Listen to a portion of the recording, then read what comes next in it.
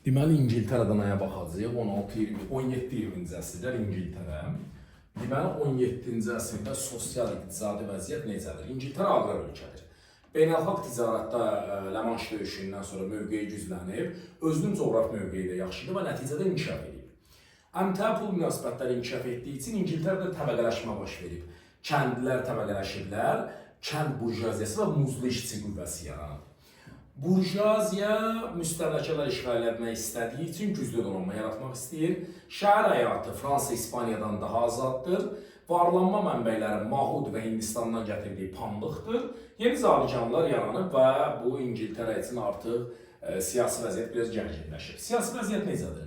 Anglikan kilsəsi yaranıb 16-cı əsrdə, Papaya tabe deyil. Anglikan kilsəsi reformasiya nəticəsində yaranmışdı. Martin Luther vardı, yadınızda 1517 iki dənə dövlət tutmuşdu. Fransa ilə İngiltərə və İngilislərin kilsəsi Anglikan idi. Köhnə kitablar yazılıb ki, 8-ci Henriks yaradıb, amma indikilər yazmır. Amma onların protestantları, yəni onlara qarşı çıxanlar puritanlardır. Priustur, nədir? Bu sözdən götürüblər. Təmiz sözündən.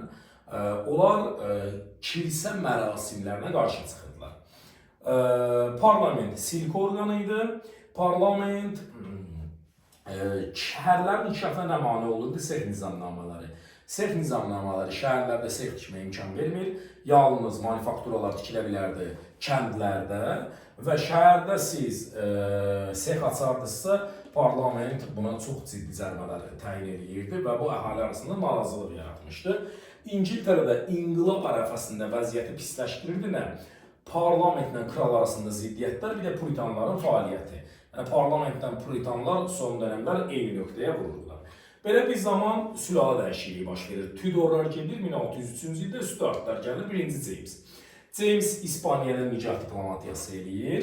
Başqa nə eləyir? Xəzinəni doldurmaq üçün ləğv olunmuş vergiləri bərpa eləyir, gömrük rüsumunu artırır. Niyə?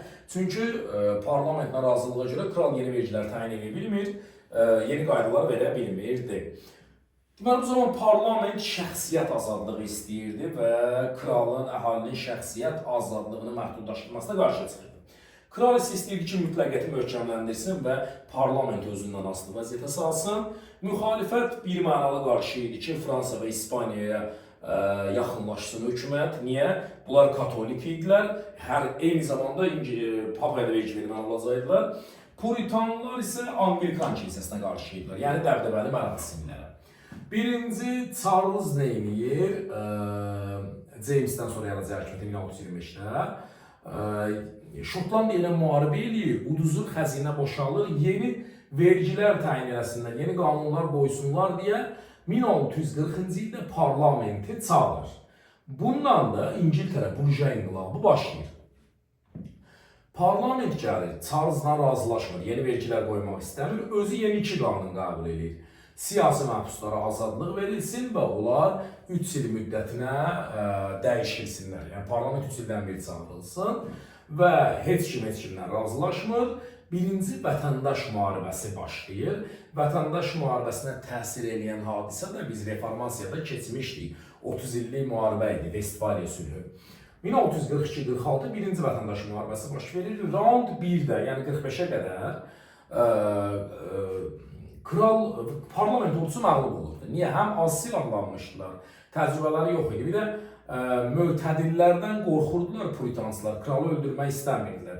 Çünki qorxurdular, kralı öldürərik, krala hələ də güvən qalıbmı xalq arasında, onlar bizə qarşı çıxarlarmı deyə qorxu var idi. Lakin sonradan orduya Cromwell başçılıq eləyir, 70 minlik qoşun yığır, onlara təlim keçir.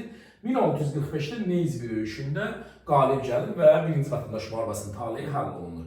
Bu Romada da Akçi döyüşü idi, 31-ci il, oradakı vətəndaş müharibəsinin taleyində o həll eləmişdi. 48-ci ildə ikinci vətəndaş müharibəsi baş verir. Birinci vətəndaş müharibəsində kral məğlub olub Şotlandiyaya qaçmışdı, onu qaytarmışdı Şotlandiya parlamenti, yəni parlamentə kömək eləmişdi.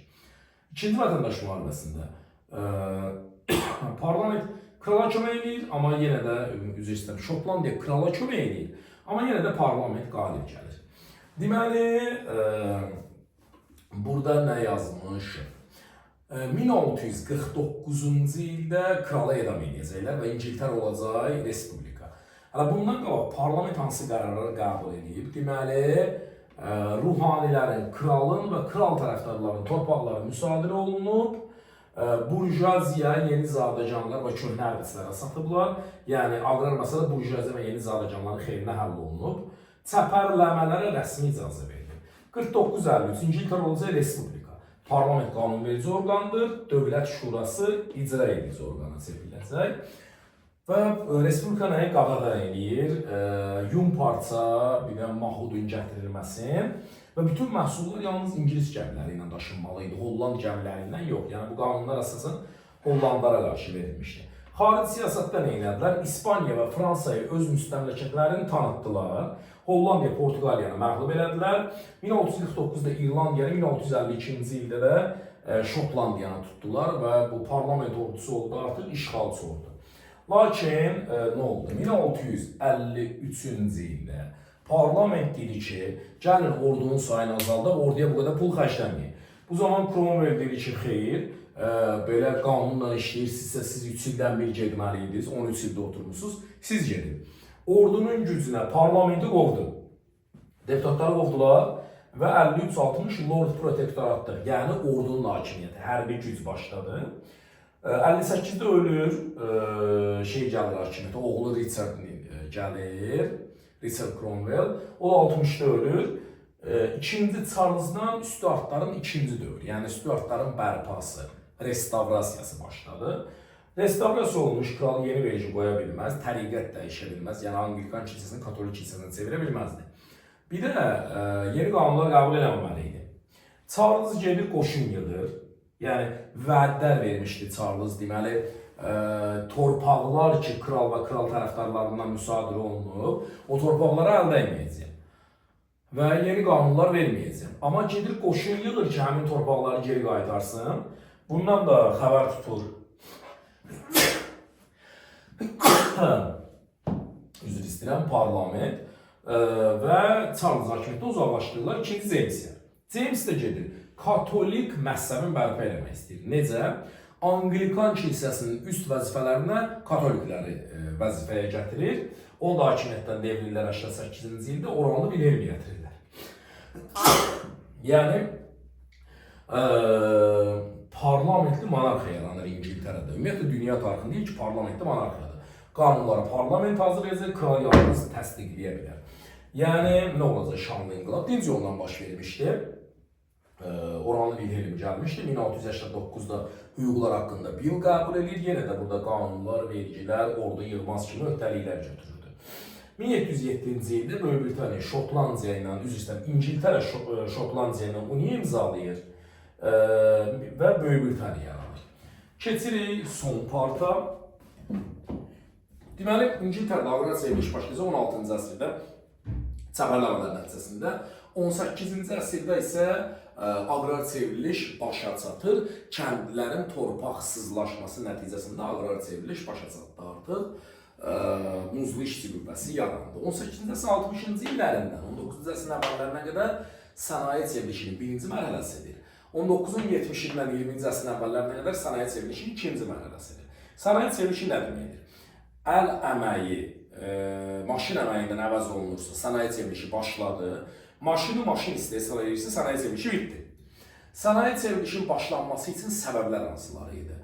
Kapital ixracının, kapitalizmin ümumiyyətlə inkişafı, xam mal bazalarının çoxluğu, aqrar çevriliş nəticəsində ucuz işçi qüvvəsinin yaranması, müstəmləkələri işğal eləmək nəticəsində çoxlu satış bazarlarının yaranması, dövlətin iqtisadiyyatı himayə edilməsi.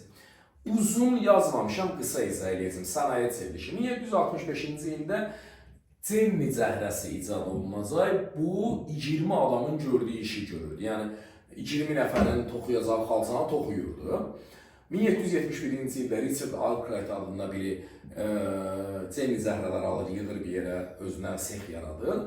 1784-cü ildə də bu müəssisələr başlayır buxar mühərrikini işləməyə və beləliklə sənayədə fabrik-zavod dövrü başlayır 1784-cü ildə. 1832-də birinci parlament islahatıdır, 1867-də ikinci parlament islahatı. Burada iki dənə partiya var idi.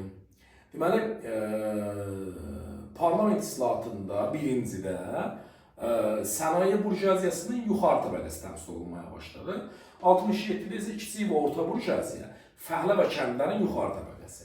1825-ci ildə ilk dəmir yolu xəritəsi çəkildi İngiltərədə. Bu dəmirin bir də daş kömürün istehsalına müsbət təsir göstərəcək. Çünki o vaqonlar daş kömürlə işləyirdi. İngiltərə dünyanın əməlatxanası idi 19-cu əsrdə. 1899-1902-ci ildə İngilis bur müharibəsi var idi. Bu burlar kimdir? Cənubi Afrikada yaşayan Holland və Almanların təbəələridir. İngiltərə onları məğlub edir. 1867-də də Kanadaya dominion hüququ verir. 1910-da Cara dominion hüququ verir, özünü idarə etmə hüququ. 1904-də Fransa ilə yaxınlaşır. 19-cu əsrin 80-ci illərində Misiri tutmuşdu. Fransa onun Misirdəki hakimiyyətini tanıyır. Onlar da Fransanın Mərakeşdəki ağalığını tanıyırlar və birləşirlər, müqavilə imzalayırlar. Əsas məsələ də İngiltərənin 20-ci əsrin əvvəllərində xarici siyasətdə gördüyü ən uğurlu addımlardan biri, indiyə qədər heç eləmədiyi addım, Fransanın köməkliyi ilə Rusiya ilə ittifaq qurur 1907-ci ildə və beləliklə Antanta yaranır və Dünya müharibəsinin artıq başlanması ərəfəsidir. Bir də nə var idi? İngiltərə 19-cu əsrin sonuna qədər, yəni 20-ci əsrin əvvəllərində artıq bunu itirdi. Sənaye istehsalları dünyada birinci yerdə idi. Amma 20-ci əsrin əvvəllərində birinciliyi itirir. Birinciliyə qazanan ABŞ, ikinci yerdə olur Almaniya, sonra bunlar gəlirdilər. Amma kapital ixracına görə 20-ci əsrin əvvəllərində birinci yerdədirlər, ikinci yerdə isə Fransadır.